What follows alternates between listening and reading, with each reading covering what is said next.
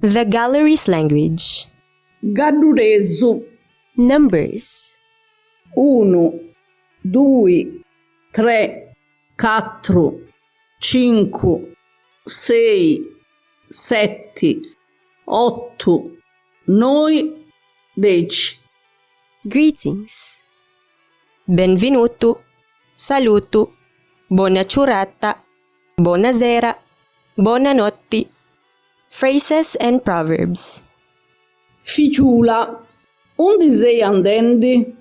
Ven a chicci, fala ignò, alza sopra, torre in daretu.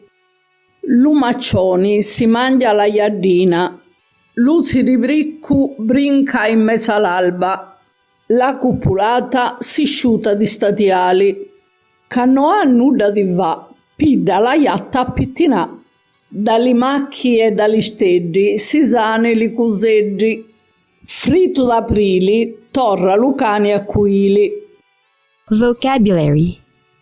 Luni, malti, malcuri, gioi, vennari, sabato, domenica, ginnaccio, friaccio, malsu, aprili, maggio, lampada, agliola, augusto, capodanno, Santo Caino, Sant'Andria, Natali.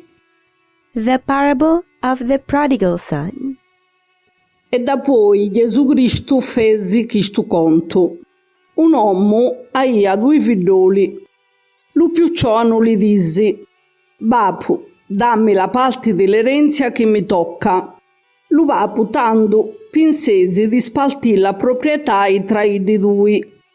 Dopo di qualche dì, lu figliolo più giovane pirdesi tutti li suoi cosi e se ne partisi per un paese un be a longa. E quindi dispaldisiesi tutto chi su caia, campendo in maniera dispendiosa e disonesta. Dopo che s'aia speso tutto in chillo paesi onde se n'era andato, arriesi una caristia manna manna e lo giovane comincesi a agattarsi il bisogno. Andesi tanto a fa lo ciracco di un uomo ricco di chi su loco, che lo mandesi in la sua campagna a pascolà li polci. Era tanto vammito che si saria voluto ticciaccoli carrupi che mangiaia negli polci, ma non ne li dacchia nessuno. Tanto pensesi, canti siracchi in casa di papu meu, ani tutto lo pane che voni, io invece chicci so morendo di fame. Mi naracchia a pisà e andaracchio a casa di papu e la racchia di: Papu, hagio peccato contro lo cielo e contro te.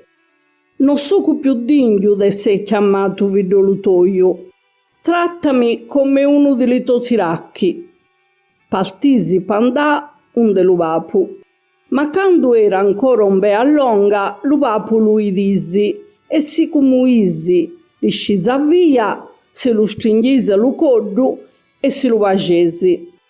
Lo figliolo gli disi: Papu, hagio peccato contro lo cielo e contro te. Non so più degno di essere chiamato figliolo tuo. Tanto lo papu comandesi agli servitori: feti l'estro, arriccheti lui stili più bello e vestiti villo, punitili un anello in dito e li botti ai piedi. Arriccheti lui tello più grasso, ammazzetilo, mangiemmo e femmo festa, palchi chistu me figliolo era morto ed è tornato in vita. S'era palduto ed è stato torragattato e comincesini a fa festa. Lo figliolo più manno era andato in campagna. Quando era torrendi ed era già quasi arrivato a casa, intendisi la musica e li baddi. Chiamato in disparte un ciracco, le domandesi di dirgli cos'era convenenti. Lo ciracco le rispondisi: è tornato tuo fratello e baputoio ha fatto ammazzarlo il tello grasso, perché è tornato a casa sano e salvo. Chiddu sattidiesi e non volisi entrare in casa. Tanto lo papu iscisi a precallo. E iddu rispondisi allo suo papu: «Eu ti selvo da un bed'anni e non hagio mai trasgreduto un tuo comando e tu non m'hai dato mai un capritto per far festa con amici miei. Ma pacchi, chistu tuo figliolo che s'ha dispaldiziato tutta la tosenda con i minacci e turrato, paiddu hai ammazzato lo itello grasso».